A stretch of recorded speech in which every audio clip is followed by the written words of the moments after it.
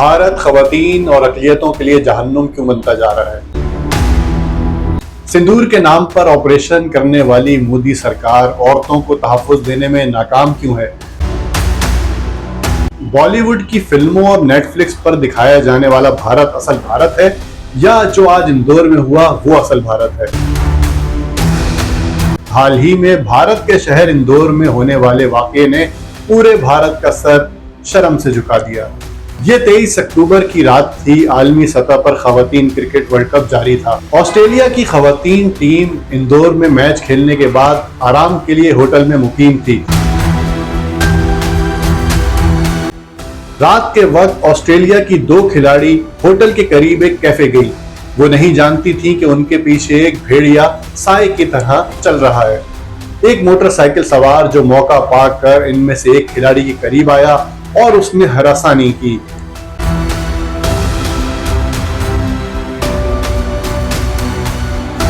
Police ने 6 घंटे बाद मुलजिम को गिरफ्तार तो कर लिया, मगर सवाल यह है कि इस गिरफ्तारी से खातून की इज्जत वापस आ गई?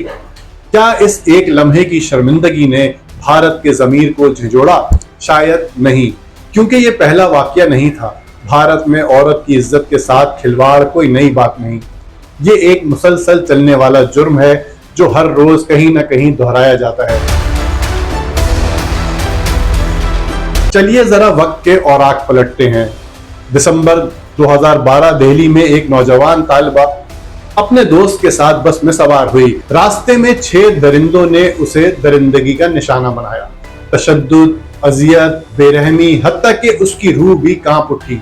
ये था निर्भया केस। पूरा मुल्क सड़कों पर आ गया, मगर इंसाफ आया भी तो बहुत देर से, और इसके बाद भी वो जुल्म नहीं रुका।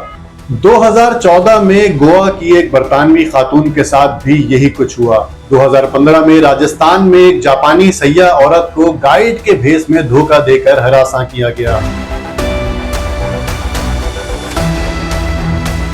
सन 2017 में भी दिल्ली में जर्मन तालिबा पर हमला हुआ और अब इंदौर में एक गैर मुल्की खिलाड़ी के साथ ये वाकया पेश आया।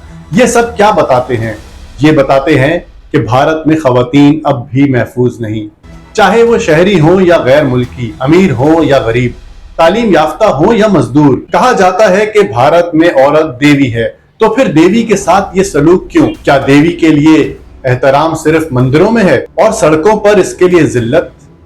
भारत के समाज का एक पहलू और भी है, जहां औरत के साथ साथ अक़लियतें भी खौफ में जीती हैं। कभी गाय के नाम पर मुसलमानों को मारा जाता है, कभी चर्च पर हमला होता है, कभी सिखों का गुरुद्वारा जलाया जाता है, और कभी दलितों को इंसान मानने से ही इनकार कर दिया जाता है।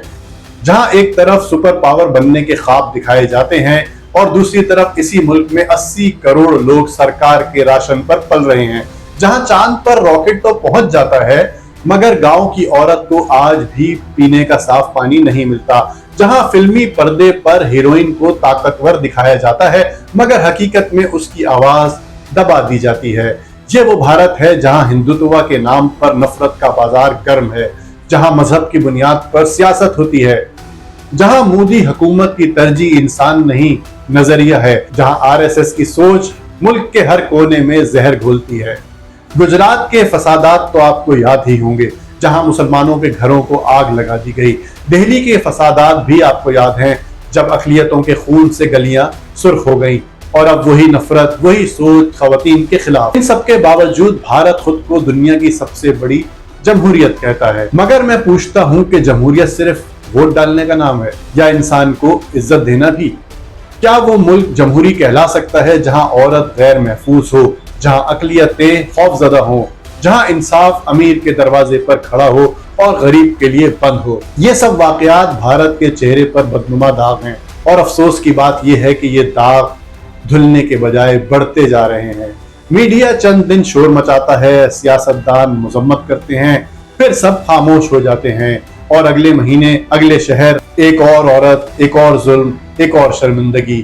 वक्त आ गया है कि भारत खुद से सवाल करे कि ये सब कब तक? औरत कब तक दरिंदगी का निशाना बनेगी? अक़लियतें कब तक अपनी शनाख्त छुपाएंगी? और कब तक भारत खुद साख्ता तरक्की के नारे के पीछे छुपता रहेगा? तरक्की सिर्फ सड़कों, मेट्रो या चांद पर पहुंचने से नहीं आती, तरक्की तब होती है जब औरत महफूज हो, जब अक़लियत को बराबरी मिले, जब इंसाफ सबके लिए हो, सिर्फ ताकतवर के लिए नहीं। आज दुनिया भारत को तरक्की याफ्ता नहीं बल्कि तकसीम ज़दा, खौफज़दा और मुनाफकत में जकड़ा हुआ मुल्क देख रही है। और अफसोस की बात यह है कि जिस भारत को कभी गांधी, नेहरू, टैगोर और अंबेडकर के नजरियात में जिंदा रखा, आज वो भारत नफरत, हिंदुत्व और जुल्म के बोझ तले दब चुका है। ख़वातीन, जुल्म, अक़लियतों पर जबर, ये सिर्फ आदाद व शुमार नहीं, ये इंसानों की चीखें हैं जो शायद सुनी नहीं जा रही। और शायद एक दिन आएगा जब भारत को अपनी इस खामोशी पर पछताना पड़ेगा, क्योंकि जुल्म जब हद से बढ़ता है तो इंसाफ खुद अपना रास्ता बना लेता है। आज भारत को सोचना होगा कि वो दुनिया के सामने कैसा चेहरा दिखाना चाहता है। एक ऐसा मुल्क जो औरत की इज्जत करता है, या एक ऐसा मुल्क जहां औरत खौफ में जीती है।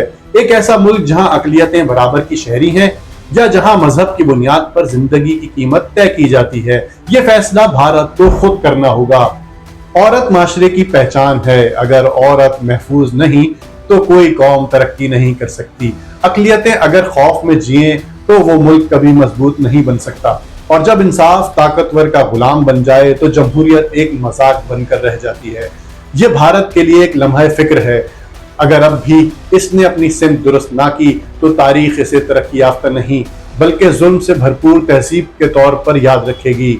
आखिर में सिर्फ एक बात कहूंगा, दुनिया की सबसे बड़ी जमहूरियत वो नहीं होती जो सबसे ज्यादा वोट डाले, बल्कि वो होती है जो सबसे ज्यादा इंसाफ करे।